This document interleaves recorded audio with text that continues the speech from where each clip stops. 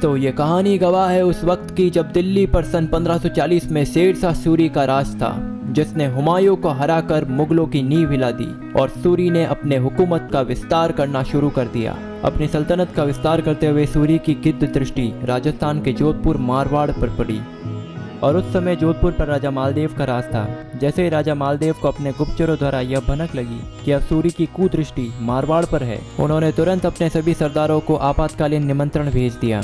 संदेश पाते ही सभी सरदार अपने मातृभूमि की रक्षा के लिए जोधपुर पहुंच गए।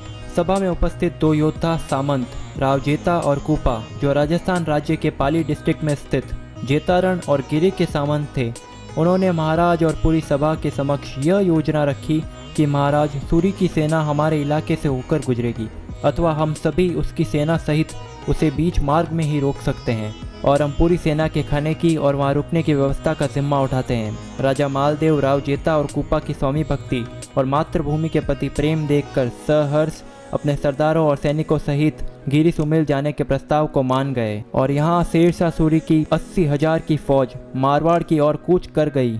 परंतु यह युद्ध इतना आसान नहीं होने वाला था।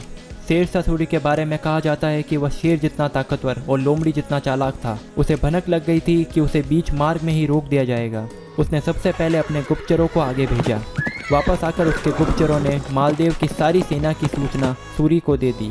अब शेर शाह सूरी ने अपनी चालाक बुद्धि से एक षड्यंत्र रचने का सोचा और उसने अपने आदमियों को शस्त्रों के नकली व्यापारी का भेष धरने को कहा और अपने आदमियों के हाथों में एक पत्र थमा दिया। उसने कहा कि इस पत्र को मालदेव की छावनी में ऐसी जगह गिराना जहां किसी को संदेह न हो और यह पत्र राजा मालदेव के हाथ लग जाए।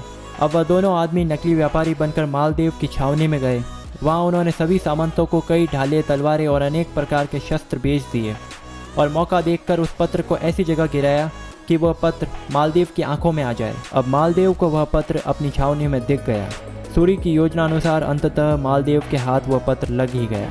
दरअसल उस पत्र में सूरी ने षड्यंत्र कर राव जेता की ओर से यह लिखा कि रणभूमि में मैं धोखे से राजा मालदेव को पकड़कर तुम्हें सौंप दूंगा और तुम मुझे जोधपुर का राजा बना देना।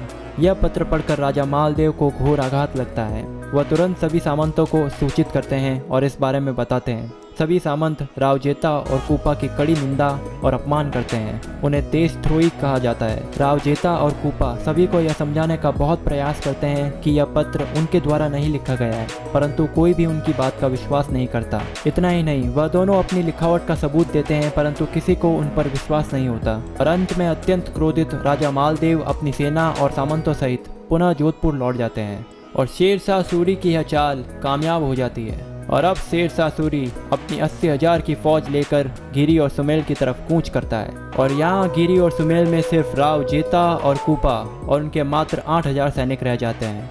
राव जेता और कूपा अपने राजा और सभी सामंतों के साथ छोड़ जाने के बावजूद भी अपने आप को सच्चा साबित करने और मातृभूमि की रक्षा हेतु मात्र 8,000 सैनिक सहित अकेले ही सूरी की 80,000 की फौज से भिड़ने के लिए तैयार हो गए। दोनों तरफ की सेनाएं आमने सामने तैयार थी। युद्ध के बिगुल बज चुके थे। एक तरफ मात्र 8,000 सैनिक और दूसरी तरफ 80,000 की सेना। युद्ध का पलड़ा एक तरफ झुकने लगा। घोर अन्याय शेर शाह सूरी के प्रति, क्योंकि यह युद्ध इतना भयंकर हुआ कि सूरी की 80,000 की फौज घुटनों पर आने लगी। राव जेता और कूपा दोनों महान योद्धाओं ने इस युद्ध में ऐसी वीरता दिखाई कि दुश्मन सेना के दिल दहल गए। युद्ध के अंत में सूरी की सेना निस्तनाबूद हो गई, परंतु अंत में इन दो महायोद्धाओं ने रणभूमि में लड़ते लड़ते अपने प्राण त्याग दिए और इस तरह राव जेता और कूपा ने अपनी सच्चाई का सबूत और अपने मातृभूमि की रक्षा का वचन पूरा किया।